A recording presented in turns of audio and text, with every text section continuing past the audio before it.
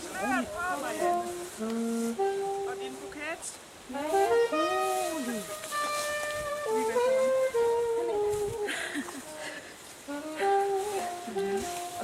Og der er trapper godt der sammen. Nå ja.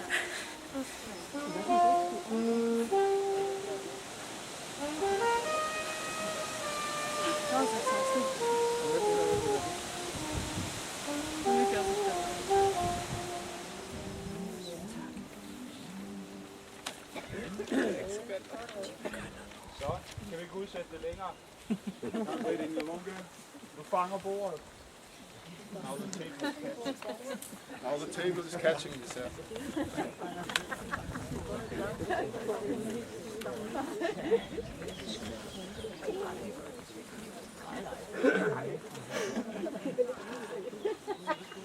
Så vil jeg minde jer om alvoren og helligheden i det løfte, som I nu står i begreb med at give hinanden.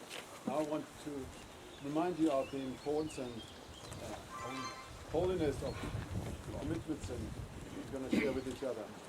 Ægteskabet er indstiftet af Gud, vor himmelske far, God, our Father, has ordained the marriage, som i sin visdom sammenføjer mand og kvinde. that in His wisdom joins man and wife. Den hellige skrift siger, And the Holy Scripture says, derfor forlader en mand sin far og mor, therefore a man leaves his father and mother, og holder sig til sin hustru, holds onto his wife, og de to bliver et kød. and they become one flesh. Så er de der ikke længere to, men et kød. They're no longer two, but one flesh. Derfor, hvad Gud har sammenføjet, må et menneske ikke adskille. Therefore, what God has joined together, no man must separate. Lad Kristi ord i rigelig mål bo hos jer. Let the word of God live richly among you. Bær over med hinanden og tilgiv hinanden. Bear over with each other and forgive each other. Hvis den ene har noget at bebrejde den anden. One has to blame the other one for something. Ligesom Herren tilgav jer, Just as the Lord forgave you, således skal I også gøre. you shall do the same. Bær hver andres byrder. Bear each other's burdens. Sådan opfylder I Kristi lov. There, with that you fulfill the law of Christ. Vær ikke bekymret for noget, Don't be worried about anything, men lad i alle ting jeres ønsker komme frem for Gud. but bring all, and in all circumstances, your wishes and desires before the Lord. I det I beder og bønfalder under taksigelse. As you pray and ask with sincerity, with thankfulness also. Så skal Guds fred, som overgår al forstand, Then the peace of God, who surpasses all understanding, bevare jeres hjerter og tanker i Kristus Jesus. will keep your hearts and your thoughts, your minds in Christ Jesus. Så tilspørger jeg dig, Michael Hansen. Now I ask you, Michael Hansen, Vil du have Marianne Esther Elliot, som hos dig står til din ægte hustru? will you have Marianne Esther Elliot to your beloved wife? Ja. Who stands here with you? Så langt, så godt. Vil du i et og alt, så langt som Herren, den almægtige Gud, giver dig evne og noget dertil, Will you, as far as the Lord gives you the ability to do, undergive dig de kår, som et helligt ægteskab fordrer? surrender yourself to the requirements of what holy matrimony requires? I det du under alle livets omskiftelser, That you in all the different situations in life, i medgang og i modgang, when you have success and also have some difficulties, i glæde og i sorg, in joy and in sorrow, omgiver din hustru med kærlighed, that you surround your wife with love and passion, troskab og hjælpsomhed, faithfulness and helpfulness, indtil døden skiller jer ad. until death do you part. Yes.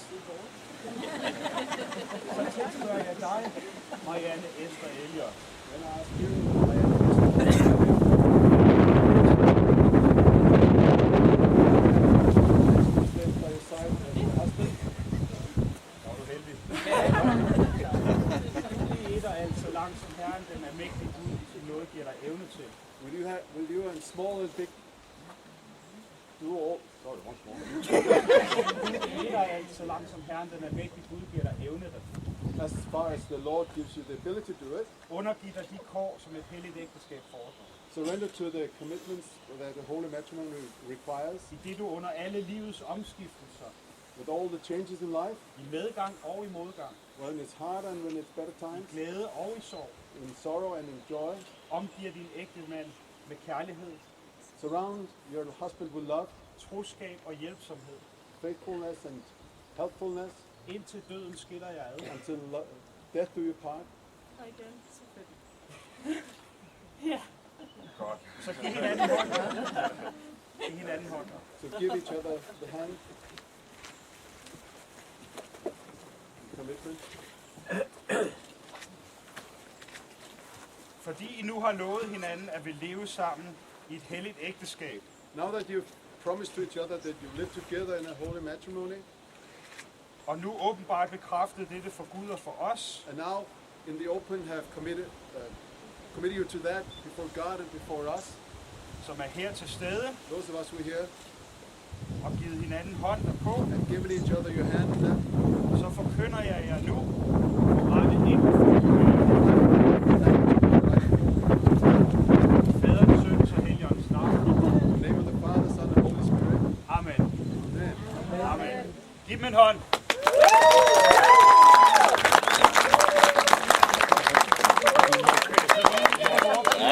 Before we continue with the rings, Har Marianne og Michael nogle ord, de gerne vil sige til hinanden? Det er det, vi kalder på engelsk vows. Marianne and Michael have some words they will tell each other, some what we call vows.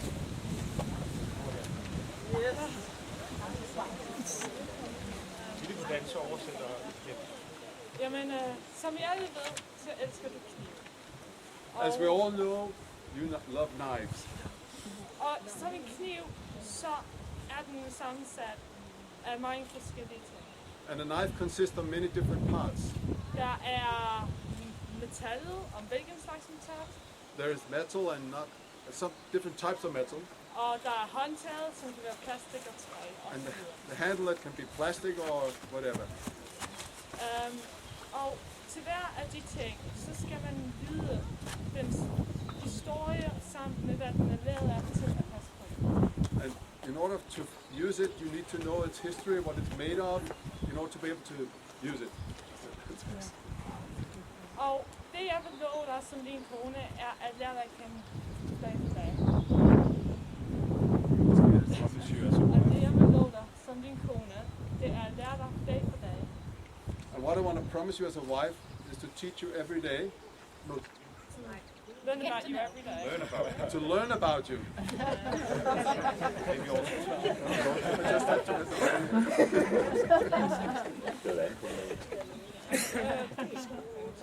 Dansk igen. Til at vide, hvilke pusselmaterialer, hvilke rengøringsting til at bruge på dig. To which kind of materials you're going to use for shining it and cleaning, Sådan så, at du kan skinne. so that you can shine. Som en...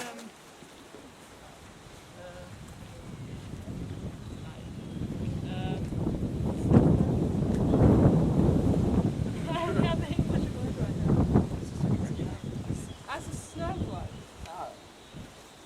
Something. Snekugle. Snekugle, tak. Oh yeah. Som en snekugle. Something as a snowball shining. Altså sådan noget. At du er smuk indeni, og alle vil se dig, for du er så spændende og det. Because you're beautiful inside, and also on the outside, that people will see how you are.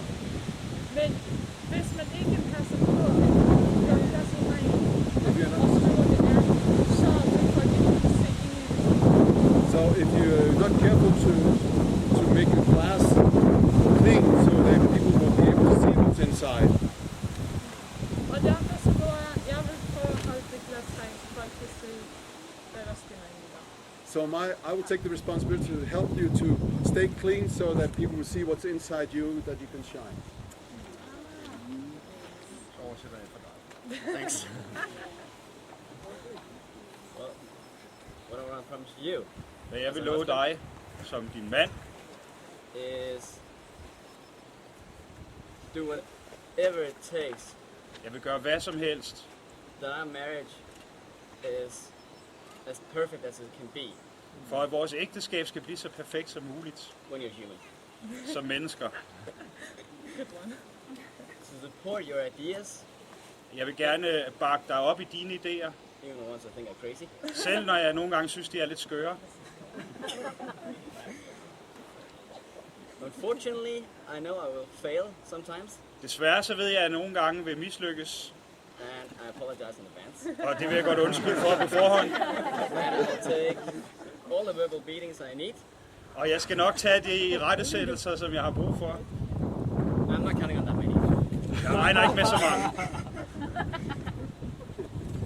But to be there for you, love you, and honor you. Men jeg vil være der for dig, jeg vil elske dig, jeg vil ære dig.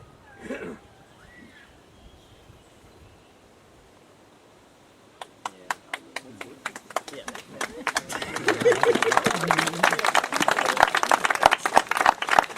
Godt, så fortsætter vi med hvilesesritualet.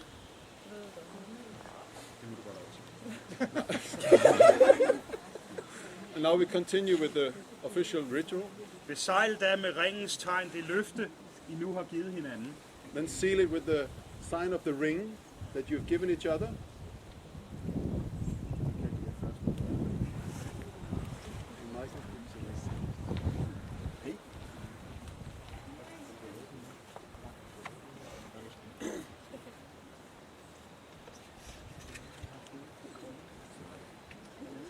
Så skal I knæle det. Du kan sætte lidt længere den her vej, så det er lidt skørt. Eller også kan vi sætte dem her lidt længere ud. I skal bare passe på, at I ikke ved, hvad I vender. Vend ansigt på det. Ja. Vil du komme og være med til det?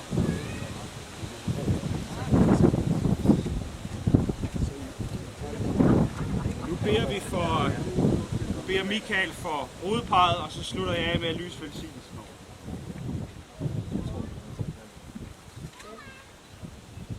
Vor Gud og himmelske Far, God and Heavenly Father, du som har ført Marianne og Michael sammen, you have brought Marianne and Michael together.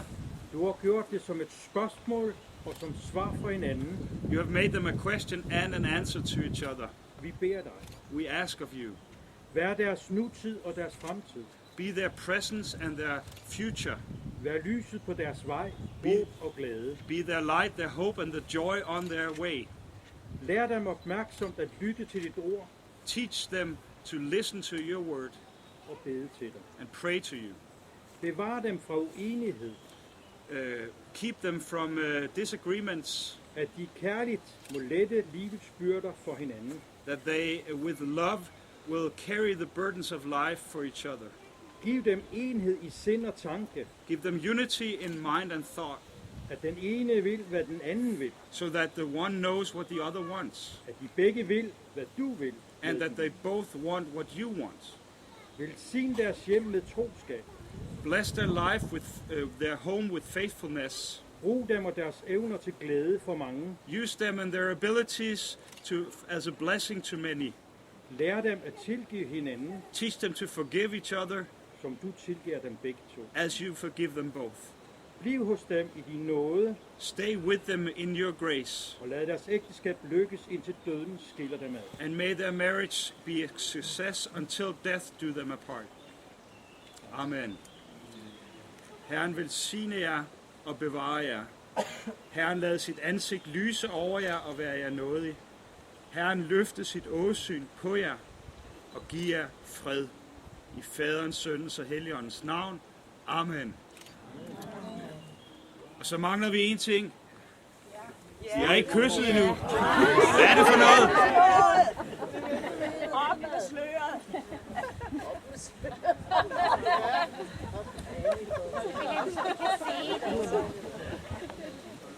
Kom så.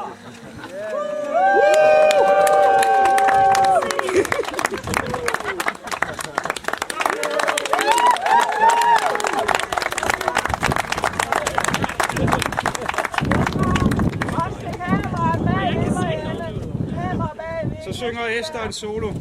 Solo.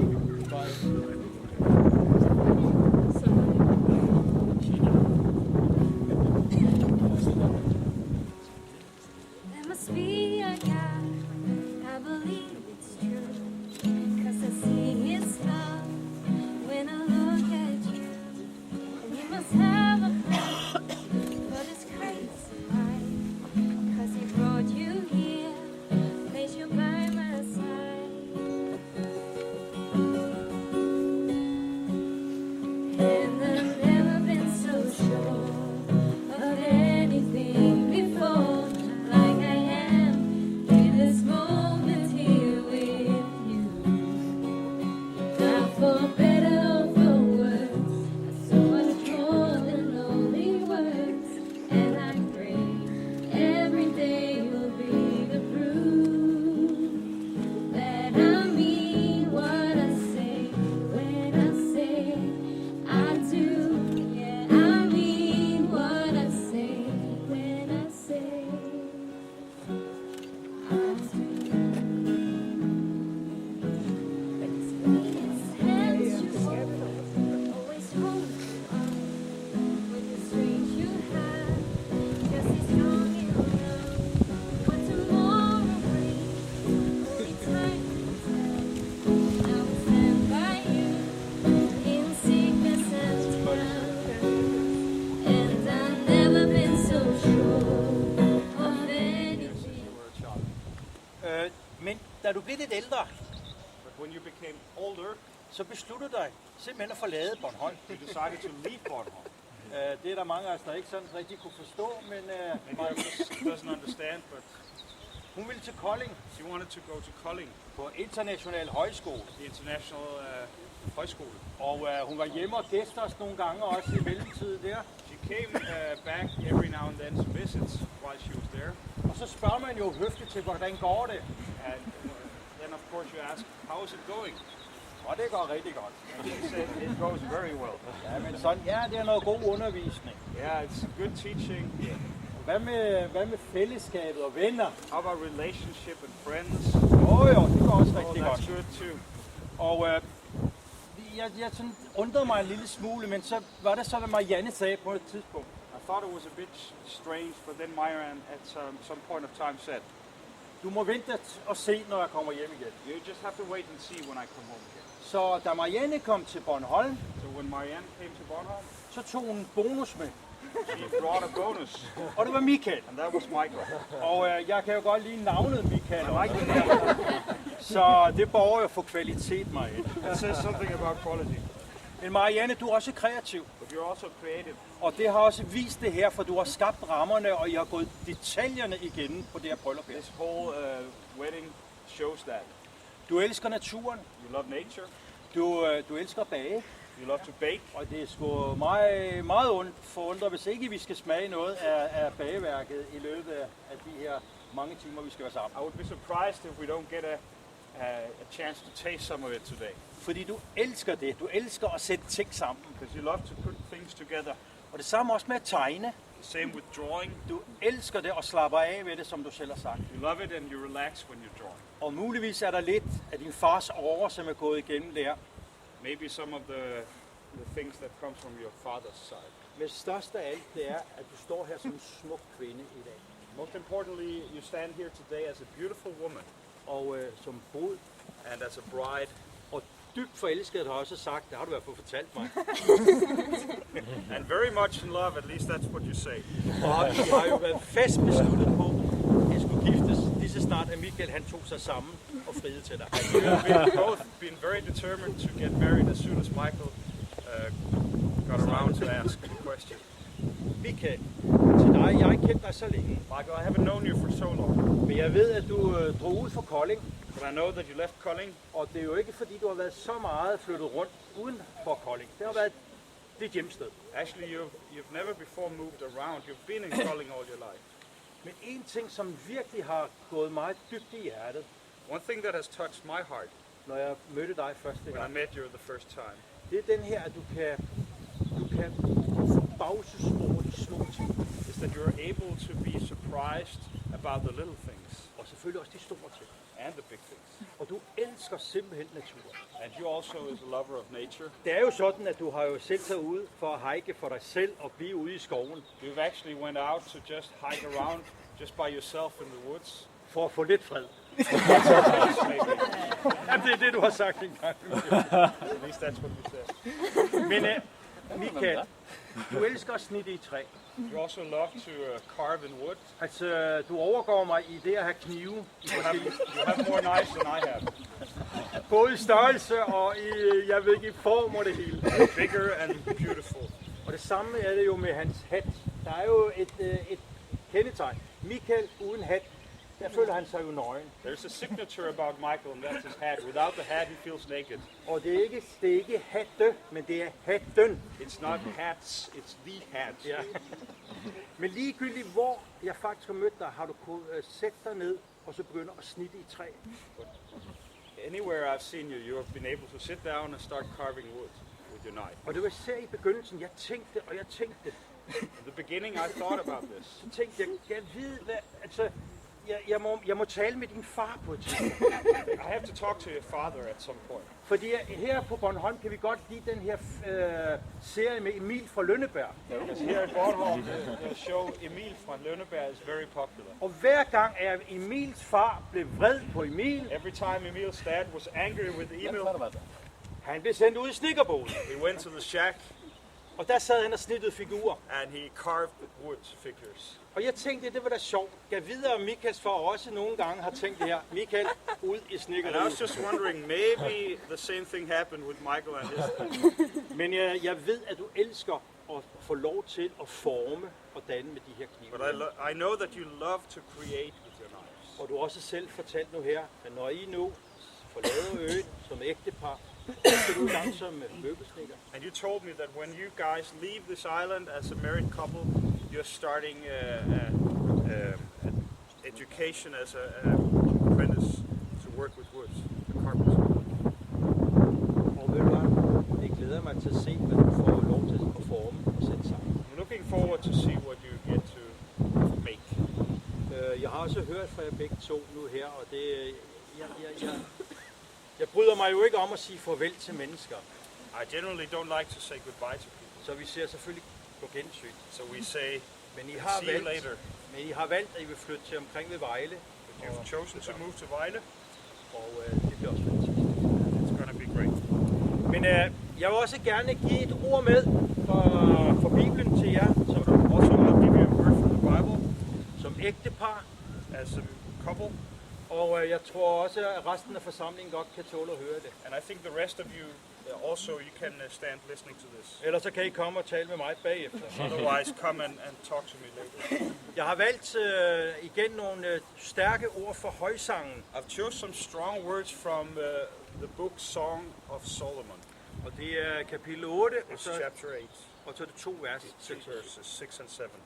Og det er noget omkring kærligheden, for det er også det, vi samler om her i dag. Det er kærligheden til hinanden, men det er kærligheden også, som bare er og And mærkes. it's about love, because love is what we're gathered to talk about today. Om ikke andet, så nu, den stråler på jer af fuld kraft. And the love of God is beaming down upon you full force. Der står sådan her. Læg mig en sejlring om som en sejlring om din arm, for kærligheden er stærk som døden. Lidenskaben er grum som dødsrild. Dens flammer er flammer af ild, en voldsom brand. Vældige vande kan ikke slukke kærligheden. Floder kan ikke skylle den bort. Hvis en mand gav al sin rigdom bort for kærlighed, ville man da ringagte ham. It says, set me as a seal upon your heart, as a seal upon your arm. For love is as strong as death, jealousy as cruel as the grave. Its flames are flames of fire, a most vehement flame. Many waters cannot quench love, nor can the floods drown it. If a man would give for love all the wealth of his house, it would be utterly despised. Kort fortalt er disse ord fra højsangen en led i en vekselsang. These words are from the songs of Solomon is a part of a call-response song Omkring kærlighedens stærke og ypperlige magt. about the strong force of love. Og ingen kan tvinge den kærlighed i nogen som helst retning. Den gør det selv. Nobody else can make the love go somewhere. It goes where it wants to go. Der står her, han vækker den sovende pige. It says he awakens the sleeping girl. Hun svarer ham, at hun ønsker, at de skal være uadskillelige. And she answers him that she wants them to be inseparable. Ja, hun ønsker endda at være ham så nær, som en sejlring, som manden altid bærer på sig. And actually she wants to be as close to him as a seal, a ring that he carries on him all time. Og jeg ved, Michael, for det har vi talt om, at det her med et sejl, en ring, det var noget af det maskuline. Det var det også, at manden havde. Når han satte til sejl på nogle ting, så var det det, der galte. And we talked about it, Michael, that the seal is also a picture of the masculinity of the man, the authority, that when he puts his seal on something, this is his validation. Og det her, der menes med, hun ligger så tæt på hans hjerte som en sejlring, det er for, at det ikke skal misbruges også i hans navn. And it also means that when she's as close to him as a seal, it also means that she will not be taken advantage of. Ja, det er ikke bare en sejlring om hans arm, hun ønsker at være, men hun ønsker at være tættest og tættere på hans inderste. She's not just a seal around his arm, but she wants to be as close to him as anything. Læg mig en sejlring ved dit hjerte. Put me as a seal around your heart. Kærligheden kan ikke klare sig med mindre end hjertet hos ham. The love is not satisfied with anything less than his very heart, Eller hos hende. or her heart. Det er som om, at man kan sige, for kærligheden er stærk som døden. It says that that love is strong as death. Dens flammer er som ild af sådan en art, at vand ikke kan slukke det. Its flames is a fire of a kind that cannot be quenched with water. Kærligheden søger livets centrum. The love seeks the very center of life. Og ved I hvad? Kærligheden den undlader ingen strabasser eller forhindringer for at nå sit mål. And the love does not spare any effort to reach its goal. Når I, Marianne og Michael, har fået netop disse ord på jeres bryllup, So Marianne and Michael, when I give you these words at your wedding, så er det fordi, det er uendelig smukke og poetiske ord, is it because they're very beautiful and poetic? som går ud over det daglige sprog. They exceed our everyday language. De ord, de er valgt, fordi de udtrykker sådan en kærlighed, som I føler for hinanden. These words are chosen because they also express the kind of love that you feel towards each other. Ordene er også valgt, fordi de udtrykker det, som i dag ligger i jeres hvilelse. til Words hinanden. is also chosen because they express what is in this wedding ceremony today. Den her dag, den 4. juli, jeg ved godt, at det er også amerikanernes uafhængighedsdag, som vi snakker om, men den her dag, det er en afgjort milepæl i jeres liv. I know that this day is the Independence Day in America, but it's also a milestone in your life. Det er noget, der er uigentageligt, det her. It's something that is not to be repeated. Og kærligheden er en kraft, som vokser frem til stadighed. Bør og skal vokse frem i jeres hjerte. And love is a force that will grow and continue to grow in your hearts towards each other. Og netop det, at den er hentet her fra højsangen, And the reason that it is from the Songs of Solomon er de her to menneskers vekselsang om deres kærlighed til hinanden. and these two people's call-response song to each other about their love towards each other Udtrykker det, som I gerne vil sige til hinanden. expresses what you want to say to each other. Den pagt, I dag indgår, The covenant that you're making with each other today, vil I forpligte jer med at sætte jeres sejl på. you will commit yourself to each other today with your seal.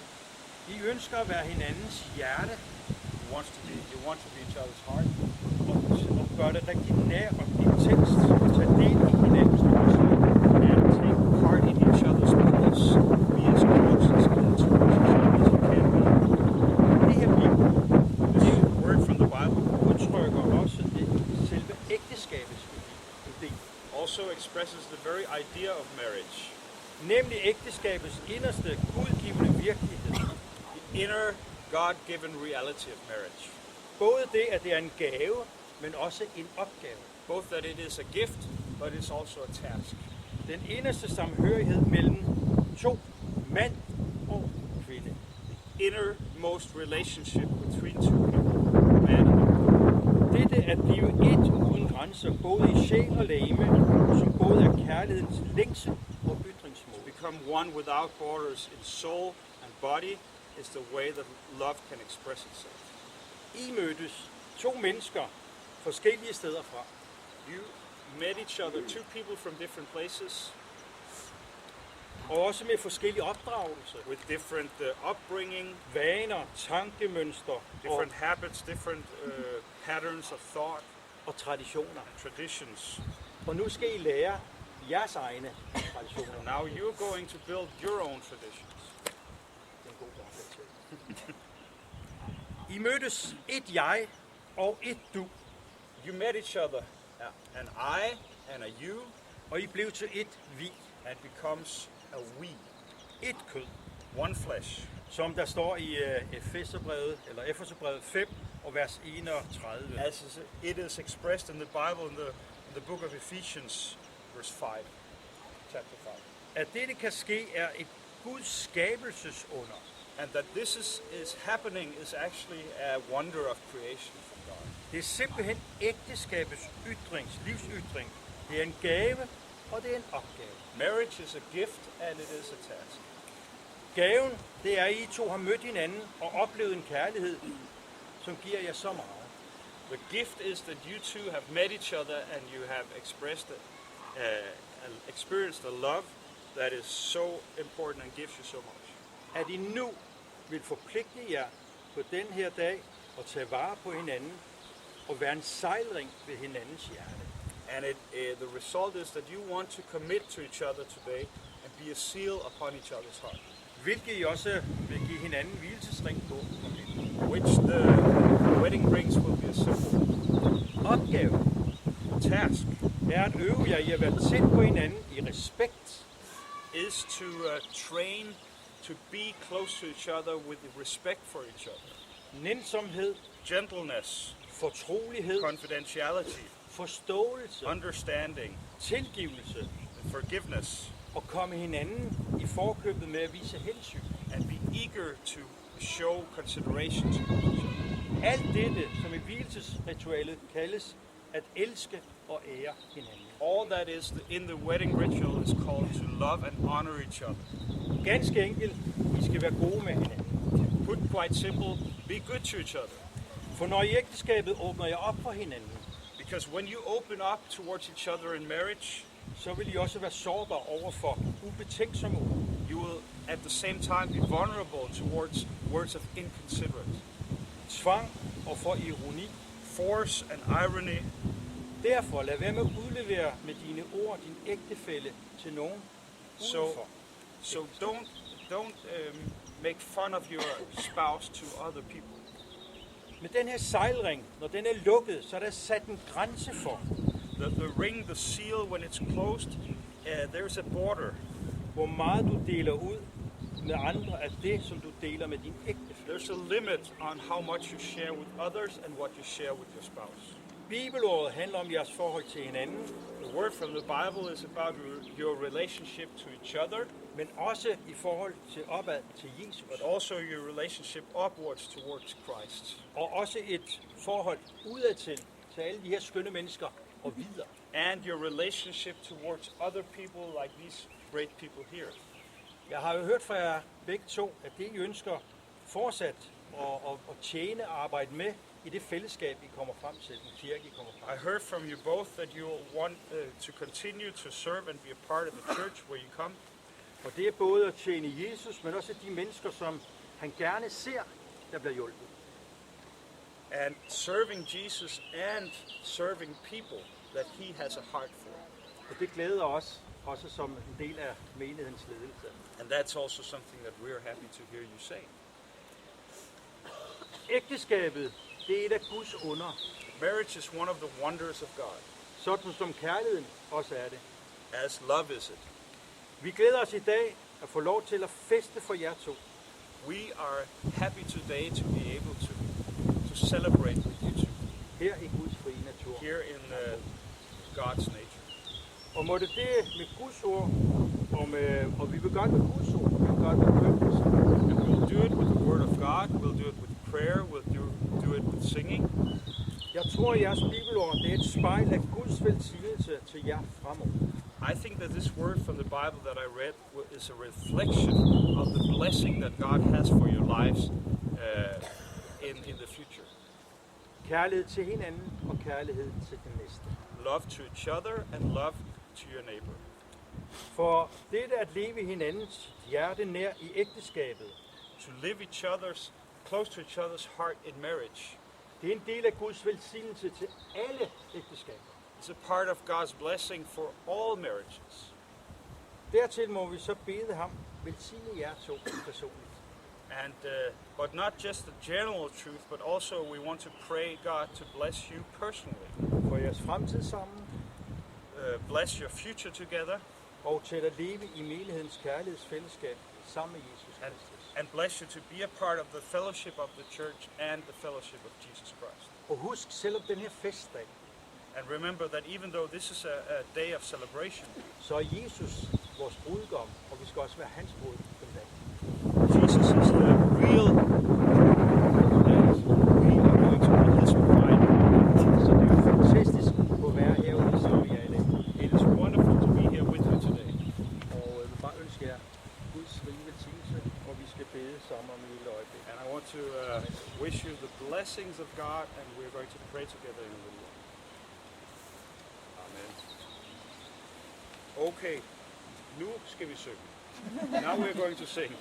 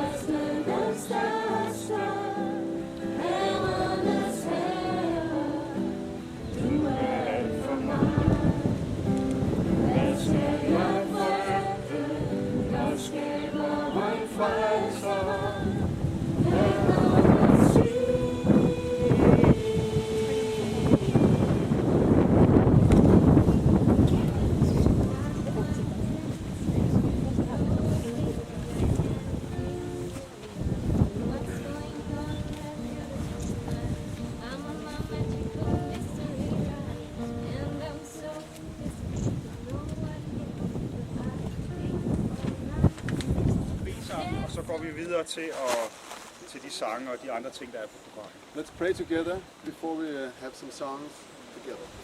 Himmelske Far, Heavenly Father, vi siger dig tak for den her dag. we thank you for this very day, Tak for den her unikke the unique opportunity til at være med til at se to mennesker blive et. to join together to see two people become one. Herre, vi beder om, at du vil være med her ved den her vielse. I ask that you will be a part of this, in charge here, Vi beder om, at du vil lægge din velsignende hånd over os alle sammen den her formiddag. and that you will have your blessing hand upon each one of us Og this på en morning. særlig måde på Michael og Marianne. And in a very special way on Michael and Marianne. I Jesu navn. Amen. In Jesus' name, amen. Amen. Så fortsætter vi med den første sang. So let's sing the first song. Pastor in the folk church where you lifted up on the platform, so here I'm lifted up. I'm not used to that. Vi har fundet et godt sted at stå her, men selve vielsen foregår heroppe.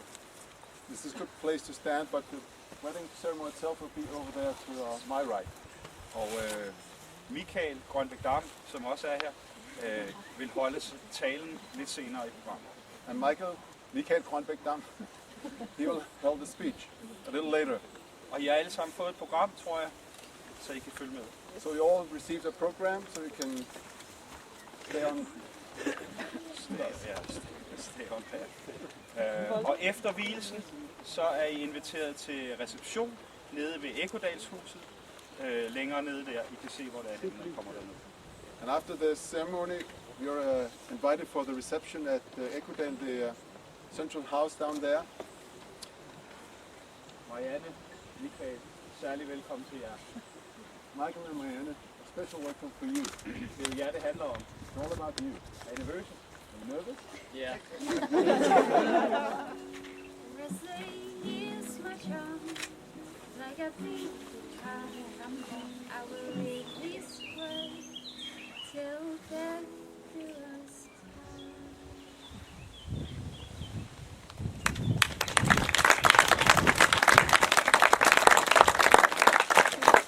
Så synger vi den sidste sang sammen. Then we sing the last song together. Og bagefter vil vi under præludiet, postludiet, And afterwards, after this song, after the post-ludium, the final During. piece of music, during the final music, under det sidste musik, så vil Marianne og Michael gå foran, and during the last part of the music, Marianne and Michael will lead the way. og familien vil følge efter, Family will follow them, og så følger vi andre efter, and then we will follow them. som det tynde øl. Thin beer and Danish. Ja, ja, ja, ja.